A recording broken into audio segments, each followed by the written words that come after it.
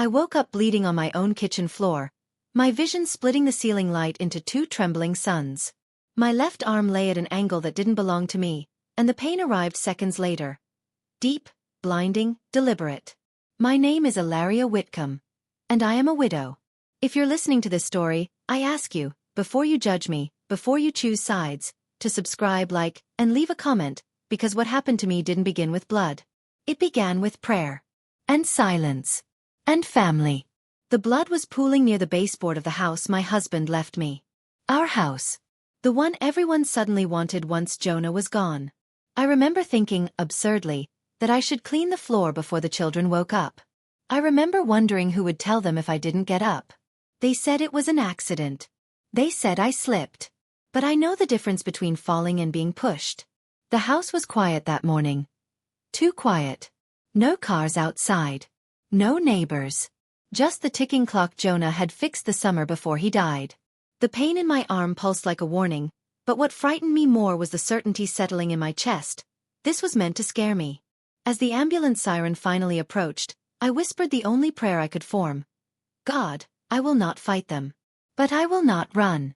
They thought hurting my body would silence my faith. They were wrong. The house looks ordinary if you don't know its story.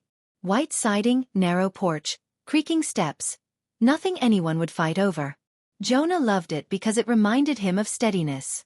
It stands even when the storms don't ask permission, he used to say. When he died, that sentence became a promise I clung to. Jonah Whitcomb was my husband for 17 years. He died quietly. No drama, no last-minute confessions. Just a sudden heart failure that left me standing alone in a hospital hallway with 2 children and a future I hadn't planned. The house was paid off. Jonah made sure of that. He said debts make grief heavier. 3 days after the funeral, Merrick Whitcomb, Jonah's older brother, came by with his wife Soline. They brought soup, flowers, and questions disguised as concern. Do you know what Jonah planned to do with the house? Merrick asked, looking around like a man taking measurements with his eyes. I told him the truth, that Jonah left everything to me. Soline smiled too quickly. Of course he did. We just want to help you manage things. That word, manage, lingered.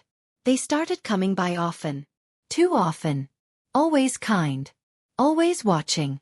Asking about paperwork, taxes, deeds.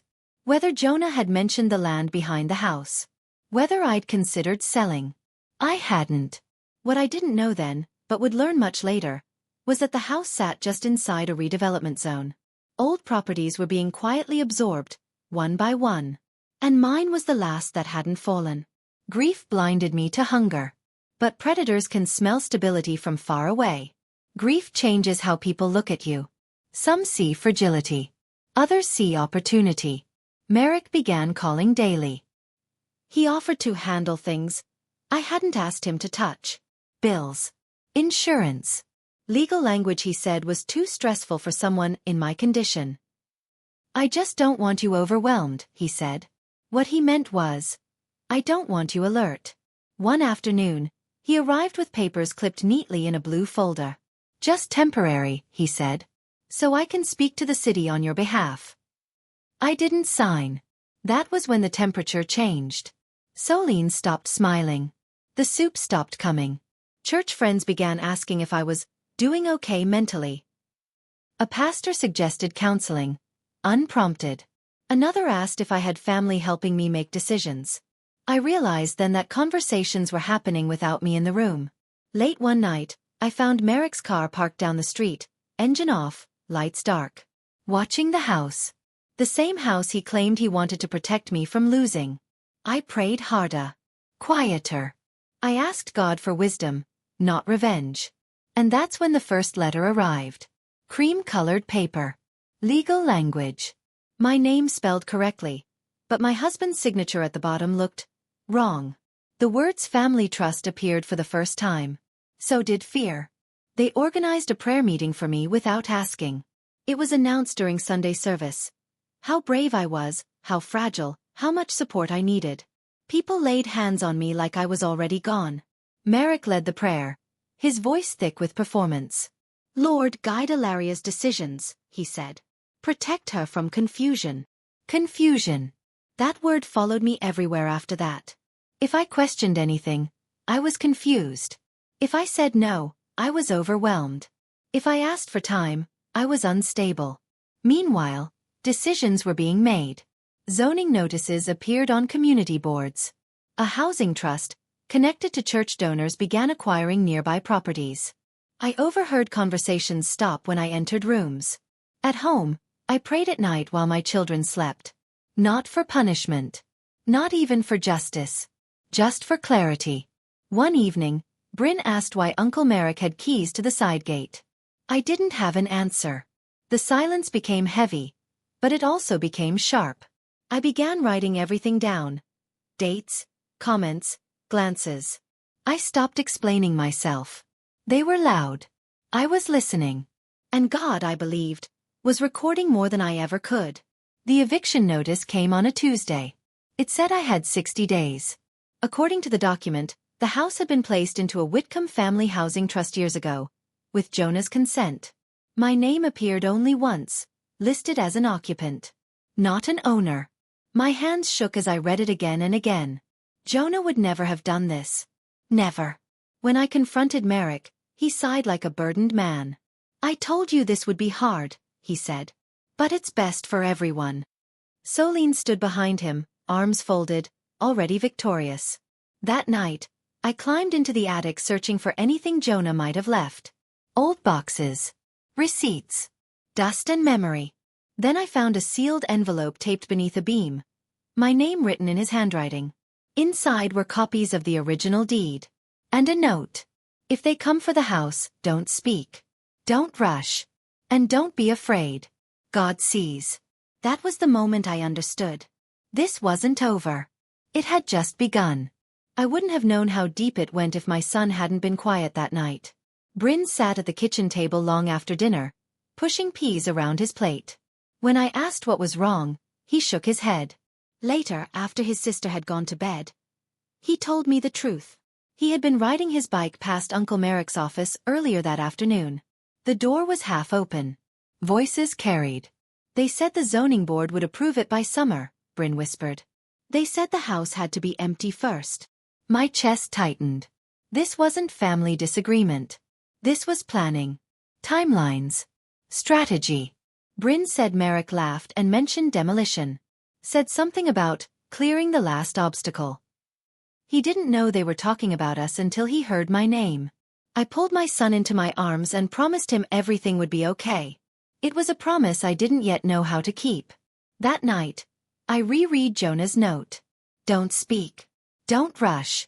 I started keeping 2 journals. One for prayer, one for facts. I photographed every document. Backed everything up online. I told no one what Bryn had heard. Silence, I was learning, was not surrender. It was strategy. And God was teaching me how to stand still while the ground beneath others shifted. The lie arrived before the next legal letter. A woman from church stopped me in the parking lot and asked, gently, if I was getting the help I needed. Another asked if my children were safe. Someone suggested grief counseling again, this time with urgency. By the end of the week, I understood what was happening. I was being rewritten. They said I was erratic. That I was refusing support. That I didn't understand the situation. Merrick had positioned himself as the concerned relative trying to protect me. From myself. When I spoke, people tilted their heads. When I stayed quiet, they nodded knowingly. I realized then that reputation could be stolen faster than property.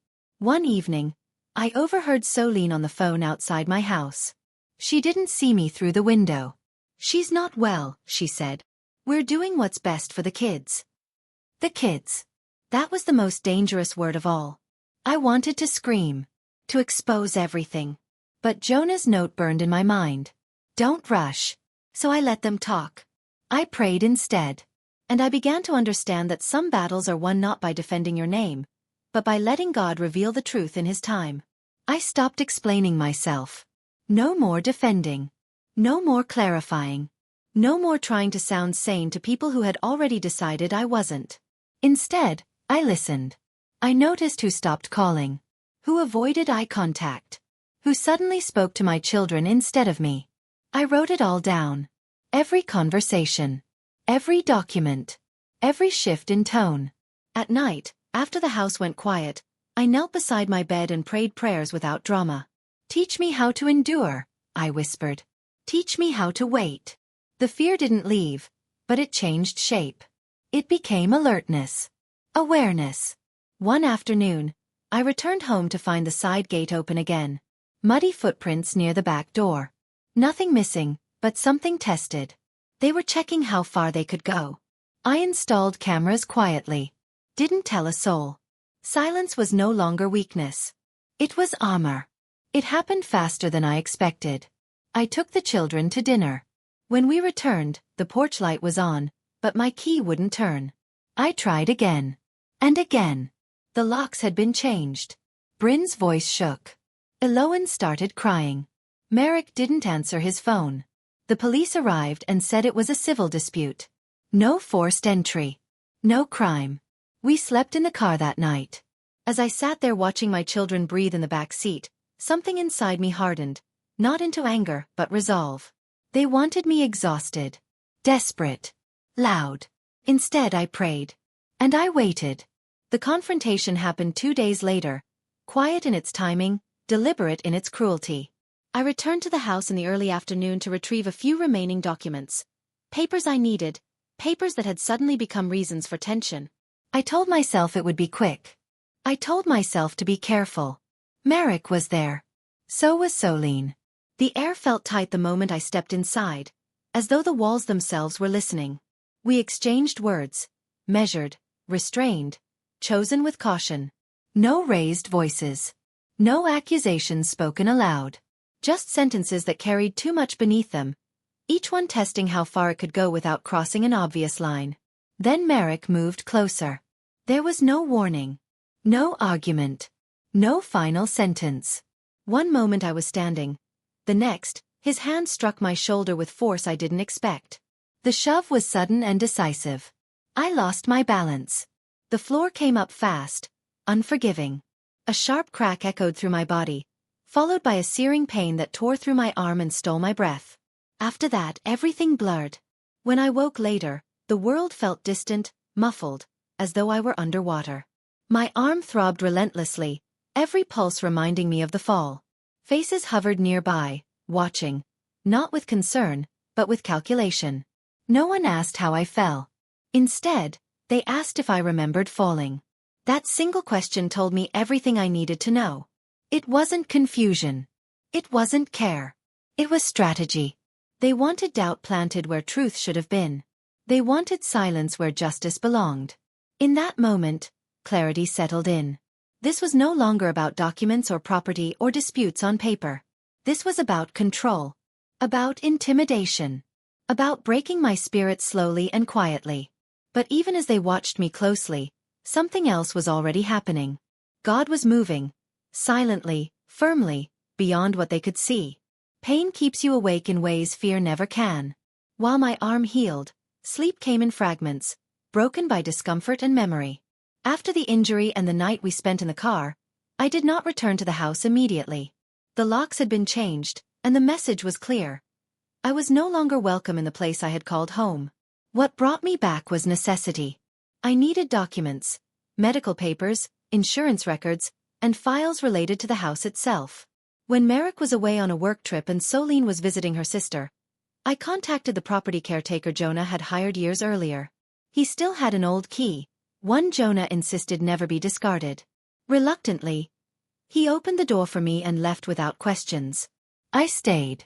With my arm injured and nowhere else secure to go, I remained in the house during the day, locking myself in from the inside and leaving before nightfall. Those hours alone stretched long and quiet. Without voices or confrontation, the house sounded different. The walls creaked at nightfall. The floors groaned softly. The attic, in particular, seemed to draw my attention. Not loudly, not urgently, but persistently. One afternoon, moving slowly and guarding my arm, I climbed the attic steps. Dust coated everything. Old boxes, Jonah's tools, traces of seasons long gone. I wasn't searching for anything specific. I was listening. That was when I found the envelope. It wasn't hidden dramatically. It was taped beneath a beam, placed with quiet trust, as though Jonah believed I would look up one day. Inside were copies of the original deed, property tax records, and handwritten notes in his precise script. One sentence stopped me cold. If anything happens to me, check the county records from 2018 onward. They won't match. The house hadn't been silent after all. It had been waiting. I scanned everything and backed it up in 3 places. Still, I told no one. Not even my children. This was no longer grief. This was confirmation. Her name was Maribel Crane, and she did not arrive as a friend. There was no warmth in her introduction, no attempt to soften her presence. She stated her name plainly and said she worked with the city records office, her tone measured and professional. Even before stepping inside, her eyes swept the street, as though she was careful about being seen or overheard. She didn't waste time on small talk. She told me she was following a series of inconsistencies, irregular filings, overlapping records, documents that should never have existed together. My house, she explained, appeared repeatedly in redevelopment files that didn't legally connect. Permits referenced parcels that didn't align. Ownership timelines overlapped in ways they shouldn't have. Nothing about it was accidental. This was rushed, she said quietly, lowering her voice. People only rush when they're afraid of being discovered. The weight of her words settled heavily in the room. She made it clear she wasn't there to accuse or to promise protection. Her role, she said, was to observe patterns and report facts. Still, she offered advice. Careful, deliberate advice meant to protect both of us. She told me to stay silent. Not to confront anyone. Not to announce what I knew or what I suspected. Any sudden resistance, she warned, would only drive those involved to tighten their stories. Let them think you're weak, she said evenly. When people believe they've won, their paperwork gets careless. She stayed only a short while, leaving no documents behind, asking for no signatures. When she finally stepped outside, she glanced down the street once more before walking away. After the door closed, my hands began to tremble. Not from fear alone, but from the realization that what I had uncovered was real, and being seen by others. God was moving. Not with noise or spectacle, but with precision, placing the right people in my path at the exact moment I needed them. The offer came the very next day, too quickly to be coincidence. Merrick called on my cell phone in the morning, his voice suddenly smooth again, polished and controlled, as though the strain of recent days had never existed. The tension I had begun to notice, the hurried decisions, the subtle panic, was carefully hidden beneath practiced calm. He spoke casually at first, asking how I was, commenting on the weather, pretending concern. Then he moved to the real reason for the call. He said he wanted to resolve things peacefully. He offered a settlement, framed as generosity, presented as kindness. The amount was significant, enough to relocate without questions, enough to start over somewhere far and quiet, enough to disappear. Then he mentioned the condition. No court. No statements. No formal complaints. No records beyond a signature and a transfer. What he was buying wasn't compromise. It was silence. A clean ending that left no trail behind him. I listened without interrupting, letting the words settle. In that moment, the truth was unmistakable. Innocent people don't pay to erase voices. They defend themselves with facts. I told him no. The pause that followed was brief but revealing. When he spoke again, his tone had shifted, still calm, but sharpened. The offer vanished, replaced by suggestion. He didn't issue direct threats. He didn't need to. He spoke of how difficult things could become, of delays, of complications. Then he mentioned the children, carefully, as if slipping the words in by accident. For the kids, he said, almost gently. My stomach tightened. Fear rose fast and uninvited, and for a moment I struggled to breathe. I ended the call before he could say more. My hands were shaking when I set the phone down. I prayed until the trembling stopped, until fear loosened its grip and clarity returned. I knew then that this was no longer negotiation. God does not bargain with fear. And neither would I. Eloan asked the question while I tucked her in. Mom, she said softly, does God still see us? Or are we too quiet? The question broke something open in me. I held her and cried, not because I doubted God, but because faith sometimes feels invisible to children. That night, I prayed the most honest prayer of my life. God, if you are fighting for us, Help me trust you while you do. Peace followed. Not answers, just strength. Maribel returned with a folder. Inside were documents connecting Merrick to multiple questionable property transfers. Patterns. Victims. Forged signatures. This was bigger than me. I felt fear and then relief. Because when injustice multiplies, exposure is inevitable. And God was no longer just defending my house. He was dismantling a system. It started with a whisper that wasn't meant for me. Solene called late one night, her voice thin and careful. She said she needed to clarify something. That was her word. Clarify. What she meant was confess, without fully admitting guilt. She hinted that Merrick had handled more than she knew. That documents had been adjusted. That things had gone too far. I listened. I said nothing. 2 days later, Merrick showed up unannounced, furious. He accused her of leaking information. His composure was gone, replaced by a frantic edge I had never seen before. They weren't united anymore. Pressure does that. It reveals fault lines. Through quiet channels, I learned Solene had contacted a lawyer of her own. Merrick had emptied accounts. Meetings were being cancelled. Plans delayed. For the first time since Jonah died, I slept through the night. God was not striking them down. He was loosening their grip. Finger by finger. And I understood then. When people build power on lies, they cannot share it for long. The letter arrived from the city clerk, not a lawyer. I was requested, not summoned, to appear and answer questions regarding property transfers. The language was polite. The meaning was not. Inside the small hearing room, the air felt heavier than courtrooms I'd imagined. No gavel. No drama. Just folders. Timelines. Facts. They asked me about Jonah's handwriting. His habits. His signatures. I answered slowly, carefully. Then they showed me copies of documents I had never seen. I recognized the ink. But not the hand. Something shifted in the room. I watched faces change. Not toward sympathy, but certainty. They knew now that something was wrong. Not emotional wrong. Criminal wrong. When I left, no one congratulated me. No one reassured me. But I felt taller. Truth does that. The silence from the church was louder than their prayers had ever been. It arrived without warning and without explanation, settling heavily over everything that once felt familiar. There were no phone calls to check in, no visits masked as concern, no announcements made on my behalf. Instead, leaders quietly stepped aside, citing personal reasons, as though distance could erase accountability. Almost overnight, the housing trust removed its signage from the property. No statement followed. No clarification was offered. What had once been publicly supported was suddenly treated as though it had never existed. The absence spoke clearly. Separation without confession, retreat without truth. An apology email eventually arrived. It was carefully worded, painfully generic, stripped of names, details, or responsibility. It acknowledged misunderstandings, without addressing harm. I read it once, feeling nothing but clarity, and deleted it. Some apologies are not meant to heal. They are meant to close files. Through it all, I learned something essential. Faith does not need an audience. It doesn't rely on platforms or public affirmation. Hypocrisy, however, depends on visibility. When exposure threatens it, silence becomes a strategy.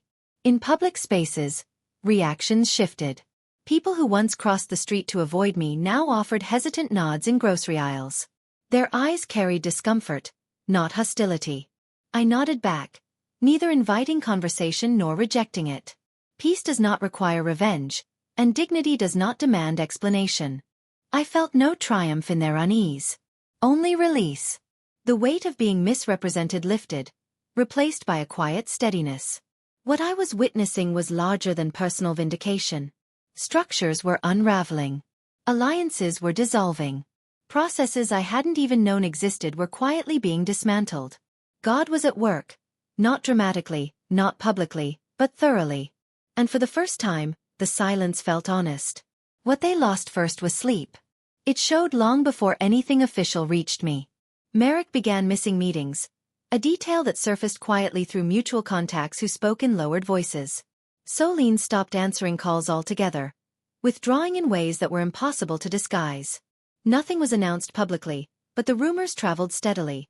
Whispers of health scares, accounts temporarily frozen, and investigations widening beyond what anyone had expected. I did not seek these updates. They found me anyway, carried by people who spoke as though delivering weather reports, cautious and detached. Each piece of information confirmed what I already sensed. Pressure was mounting, and it was unrelenting. I passed them once downtown. It was brief, accidental, and unmistakable. They looked different, drawn, restless, as though time had accelerated around them alone. The confidence they once wore so easily had thinned. They seemed smaller somehow, diminished by a weight no one else could see. Their eyes avoided mine. I kept walking.